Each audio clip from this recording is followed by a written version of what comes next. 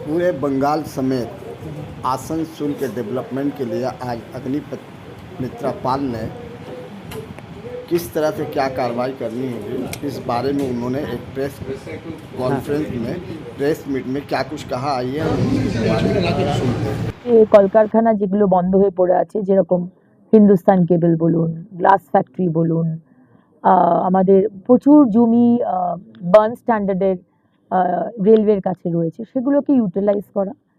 তো আশা করছি এটা ধীরে ধীরে হবে। এখন তো আমরা 30 বছর থাকবো, চিন্তা করবেন না, অনেক কাজ বাকি, অনেক কাজ করব। আর 5 বছর আমাদের লক্ষ্য নয়, অন্তত 30 ইয়ার্স আমরা থাকতে চলেছি পশ্চিমবঙ্গে।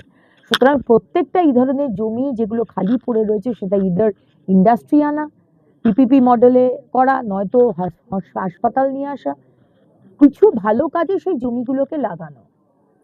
এইগুলো আমরা করেছি, সময় সাপেক্ষ ব্যাপার, সব ধীরে ধীরে হবে।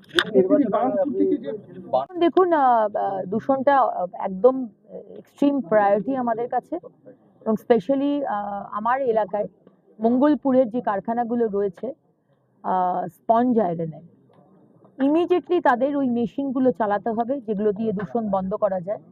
আমরা বহুবার বলেছিলাম, তখন বিরোধী ছিলাম, এখন আমরা সরকারে। সুতরাং যদি বন্ধ করেন ভালো, যদি বন্ধ না করেন তাহলে আমরা ভালো রকম পেনাল্টি প্রত্যেকটি কারখানার উপর রাখবো। আমরা এটা নিয়ে দৃঢ় প্রতিজ্ঞ, এবং আমরা পলিউশনে আপনারা প্রফিট করবেন, আপনারা টাকা বানাবেন, আর বক্তারনগরের মানুষরা লাং ক্যান্সার, সিওপিডিতে ভুগবে, এটা হতে দেবো না। সেটা অবশ্যই সেতুর বিষয়টা হবে, কিন্তু সেটা আমি মাননীয় প্রধানমন্ত্রী নরেন্দ্র মোদীজির কাছে আবেদন করব, এবং নীতিন গাডকারিজি, যিনি এই বিষয়টি দেখছেন, এবং শিপিং যে আমাদের যিনি দেখছেন সোনোওয়ালজি, সর্বানন্দ সোনোওয়ালজি, ওনার কাছেও আমি এটা আবেদন মেনলি মাননীয় প্রধানমন্ত্রীর কাছে বলবো। এবং ম্যানিফেস্টোতেও লেখা আছে, যেখানে যেখানে ব্রিজের দরকার সেখানে ব্রিজ করা হবে। শুধু এই ব্রিজ নয়, গ্রামীণ এলাকাতেও আমাদের ওই যে ব্রিজটা, হাড়া ভাঙার যে ব্রিজটা খুব খারাপ অবস্থায় রয়েছে, ওটা ইমিডিয়েটলি আমাদের করতে হবে বর্ষাকালের আগে। শুনে এটা নিয়েও আমি পঞ্চায়েত ওটা পঞ্চায়েতের আন্ডারে পড়বে, পঞ্চায়েত ডিপার্টমেন্ট, যেটা আমাদের সম্মানীয় দিলীপ ঘোষ মহাশয় দেখছেন, এবং ইসিএল বলেছেন ওই ব্রিজটা বানিয়ে দেবেন, ফান্ড দেবেন। কি করে, আগে তো ফান্ড দিলে আমি বারণ করেছিলাম, ফান্ড দেবেন না, ইসিএলকে বলে দিয়েছিলাম। ইলেকশনের কদিন আগেই ফান্ড নিয়ে কথা হয়েছিল, তো ফান্ড দিলে তো টিএমসি চুরি করতো, আমি বারণ করেছিলাম একদম দেবেন না। এখন তো আর সেই চুরির কোনো বিষয় নেই। পঞ্চায়েত দপ্তর এবং ইসিএল কে বলে যাতে ইমিডিয়েটলি হাড়া ভাঙার ব্রিজটা করা যায়, আমরা সেটা দেখে ডিএম সাহেবের সাথে এবং সমস্ত বিভিন্ন দপ্তরের আধিকারিকের সাথে মিটিংটি হয়েছে, যেখানে প্রত্যেকটি দপ্তরের যে বিষয়, যেগুলো আমরা এতদিন কাজ করতে পারতাম না, জল, এত জলের সমস্যা, রাস্তা, স্যানিটেশন, বিভিন্ন যে আমাদের কেন্দ্র সরকারের যে প্রকল্প, প্রত্যেকটি বিষয় নিয়ে আমাদের আলোচনা হয়েছে।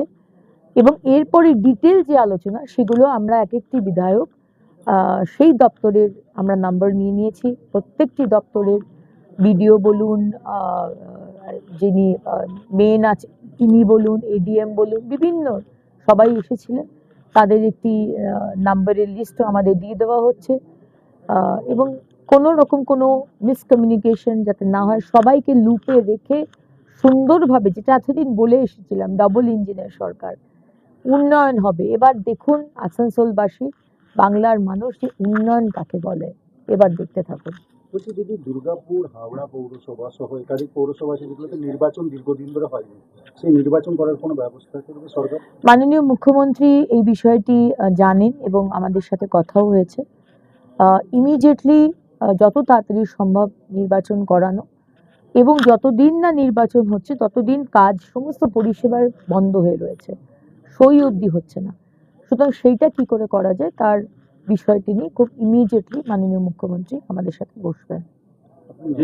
সেইভাবে যারা আধিকারিক রয়েছে, মেয়র থেকে আরম্ভ করে, তারা কিন্তু আসছে না, এরকম অভিযোগ আছে। 15 বছর তো এখন পুরসভা মানে এখন যে চলছে না তা তো নয়, 15 বছর ধরে কাজ হয়নি, 15 বছর ধরে কোনো উন্নয়নের কাজ হয়নি।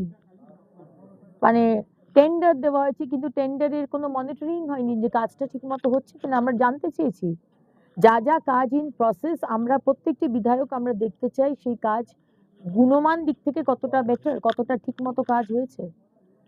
আজকে যা যা পথশ্রীতে রাস্তার স্যাংশন করা হয়েছে আমরা জানতে চাই সেই রাস্তাগুলো কোথায়, কি কাজ হচ্ছে। আমরা জানতে চাই জলের যে কাজ শুরু হয়েছে, জল জীবন মিশনের যে কাজ হচ্ছে, অমৃতের যে কাজ হচ্ছে, সেগুলো আমরা জানতে চাই। এগুলো তো কোনোদিন আমাদের জানানো হয়নি। আর যদি আজকের দিনে নটা বিধানসভায় আমরা জিতেছি, আর যদি নটার মধ্যে দুটো তৃণমূল জিতো বা অন্য কোনো দল জিততো, আমরা কিন্তু তাদেরকেও আজকে এই বৈঠকে ডাকতাম।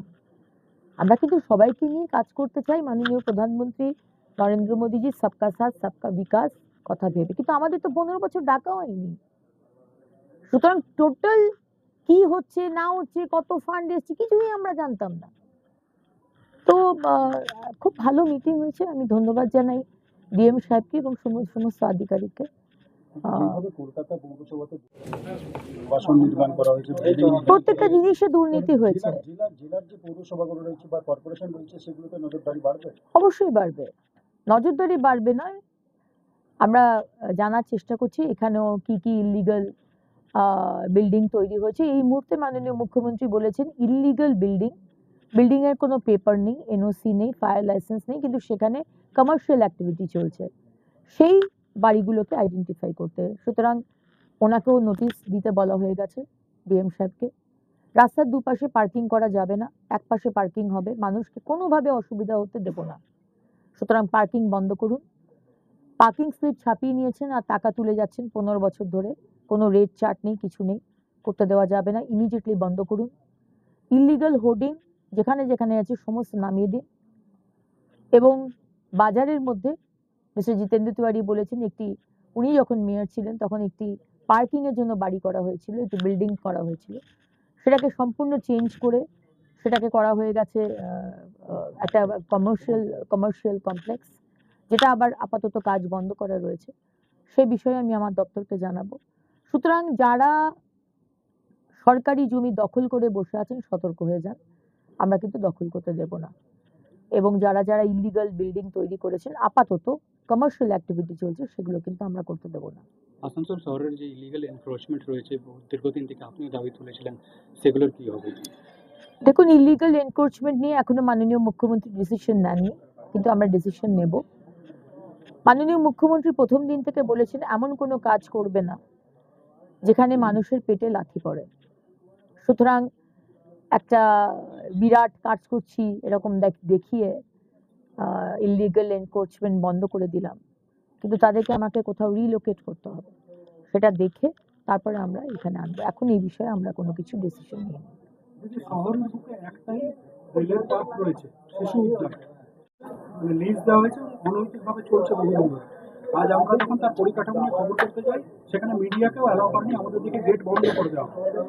বিষয়টা আপনি একটু রেলের কাছ থেকে জানতে চাই। আজকে আপনাদের কাছ থেকে যখন জানতে পারছি যে রেলের এই পার্ক অনৈতিকভাবে চলছে, আজকে দেখুন কোনো জিনিস অনৈতিক আমরা চলতে দেব না। আজকে মাননীয় মুখ্যমন্ত্রীর নির্দেশ, কোনো রকম ইল্লিগাল বালিঘাট, কোনো রকম ইল্লিগাল কয়লা খনি, কোনো রকম ইল্লিগাল টোল ট্যাক্স, কোনো রকম ইল্লিগাল গরু পাচার করতে দেব না। মাননীয় মুখ্যমন্ত্রী বলে দিয়েছেন এগুলো করা যাবে না, এবং যারা করবেন, যারা ইনভলভ ছিলেন এতদিন, তাদের পানিশমেন্ট হবে। সব খাতা খোলা হচ্ছে, একটু সময় দিন। অভয়ার খাতা খোলা হচ্ছে, আপনাদেরও খাতা খোলা হবে। যারা 2021-এ পোস্টপোল ভায়োলেন্স করেছিলেন, ভেবেছিলেন আপনাদের রক্ষা করবে মমতা ব্যানার্জি, আপনাদের রক্ষা করবে এখানকার টিএমসির নেতা মন্ত্রীরা, আপনারা মারধর করেছেন, ঘরছাড়া করেছেন, আপনাদেরও খাতা খোলা হবে। এই জন্মেই সব হিসেব নিকেশ হয়ে যাবে, চিন্তা করবেন না। পরের জন্মের জন্য আমরা অপেক্ষা করব না, এই জন্মেই যা হবার হয়ে যাবে। পানীয় জলের সমস্যা, সেটা নিয়ে আজকে যেটা বললাম, পিএইচির সাথে কথা হয়েছে, এবং আমরা ইন্ডিভিজুয়ালি আমাদের পিএইচি যারা যারা রয়েছেন তাদের সাথে আমরা বসবো। একটি অল্টারনেটিভ, আমরা বাজেটের আগে, বাজেট হবে জুন মাসে, তার আগে আমরা যাতে আমাদের বিধানসভায় জলের সমস্যা মেটানোর জন্য অলরেডি একটা প্রজেক্ট চলছে, তার ডিপিআরও প্লেস করে দেওয়া হয়েছে, কিন্তু অল্টারনেটিভ আরেকটা প্রজেক্ট আমরা প্রত্যেক বিধায়ক আমরা ঠিক করেছি আমরা বানাবো, এবং জলের যাতে কোনো সমস্যা না হয় আমরা সেই বিষয়টা দেখে নেব। কুলটি জল প্রকল্পে প্রচুর টাকা দিয়েছিল কেন্দ্রীয় সরকার, কিন্তু সেই জায়গায় হয়নি, সেটা কিভাবে দেখবেন? দেখুন, আমি বললাম কুলটির বিধায়ক যিনি আছেন ডক্টর পোদ্দার, উনি দেখে নেবেন। প্রত্যেক বিধায়ক তার নিজস্ব জায়গায় কত ফান্ড এসছে, সেই টাকাগুলো কোথায় ইউটিলাইজ হয়েছে। এক তো হচ্ছে যে দেখা যে কি কোথায় ইউটিলাইজটা হলো, দুর্নীতি হয়েছে কিনা, টাকাগুলো গেল কোথায়। আরেকটা হচ্ছে যে ইমিডিয়েটলি বাজেটের আগে, বাজেট পেশ করার আগে একটা ডিপিআর দিয়ে দেওয়া, যাতে মানুষের অসুবিধা না হয়। কারণ দুর্নীতির ইনভেস্টিগেশন তো হবেই, কিন্তু আমাকে তো মানুষগুলোকে দেখতে হবে, সুতরাং তাদের যাতে জলের সমস্যা না হয়। আজকে যে আমার যে ব্রিজটা ভেঙে গেল, বালি চুরি করার জন্য ব্রিজটা ভেঙে পড়লো, আমি ডিএম সাহেবকে জিজ্ঞেস করলাম তার জন্য আপনারা কি করেছেন, তো তিনি বললেন ব্রিজটা ঠিক করার আর সুযোগ নেই। 42টা বড় কি বলে বড় বোরিং করে উনি কল করে বোরিং করেছেন, যেখানে মানুষের একটা সুবিধে দেওয়া হয়েছে। এবং বাড়ি বাড়ি যে জলের বিষয়টা, তার জন্য কাজ চলছে। ডামরাতে হয়েছে, ওই যেখানে অরুণ থাকে কি বুতাবাড়ি, ওইখানে হয়েছে, ওখানে কাজগুলো চলছে। তাই জন্য কাজ তো চলছে, কিন্তু অল্টারনেটিভ আরেকটা প্রজেক্ট আমরা ঠিক করেছি, আমরা প্রত্যেক বিধায়ক আমাদের বিধানসভার যাতে অসুবিধাটা না হয় সেটা শুরু করে দিতে, বাজেটে প্লেস করে দিতে।